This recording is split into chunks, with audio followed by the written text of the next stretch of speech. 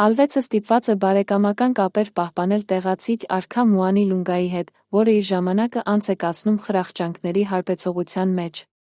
Խմելով ալվեցի առաջարկած խմիչքը, Մուանի Լունգան մահանում է, կառավարիչ է դառնում նրա ավագ կինը։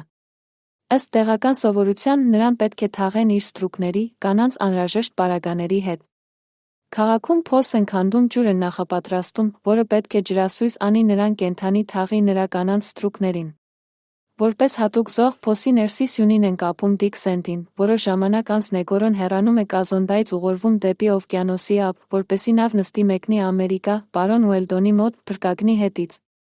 Սկսվում է երաշտ, որը սովամահության սպառնալիք է։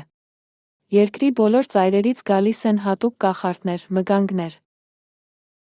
Կազոնդայում սպասում են շատ հզոր մգանգին, որն ուշանում է։ Շուտով մգանգը գալիս է կատարում ծիսական պարեր։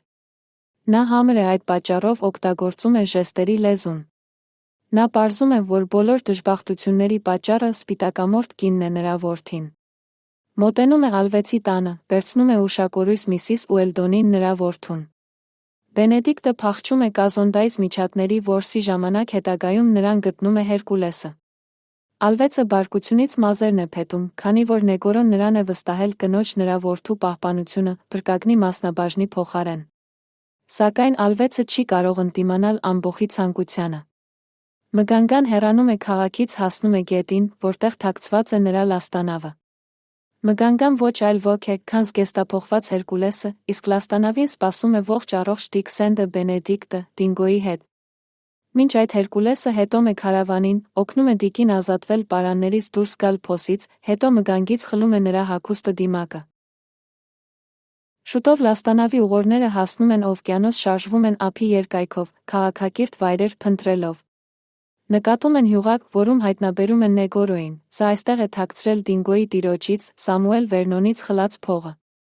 Վերնոնին նա սպանել է, Նեգորոն սպանում է նա Դինգոյին, սակայն ինքն էլ ստանում է մահացու վերքեր, մահանում է։ Ճանապարհորդները գտնում են հյուղակում Սեմուել Վերնոնի նամակը, որով նա բացահայտում է գող մարդասպան Նեգորոին։ Որոշ ժամանակ անց ճանապարհորդները հասնում են քաղաքակիրթ վայրեր, նավ են նստում, վերադառնում են Ամերիկա։ Պարոն Ուելդոնին հաջողվում է փրկագնել ստրկության մեջ գտնվող հավատարիմ ընկերներին՝ Բատին, Թոմին, Օստինին, Ակտեոնին։ Դիկ Սենդը, ստանալով համապատասխան կրթություն, դառնում է պարոն Ուելդոնին պատկանող նավի իսկական նավապետ։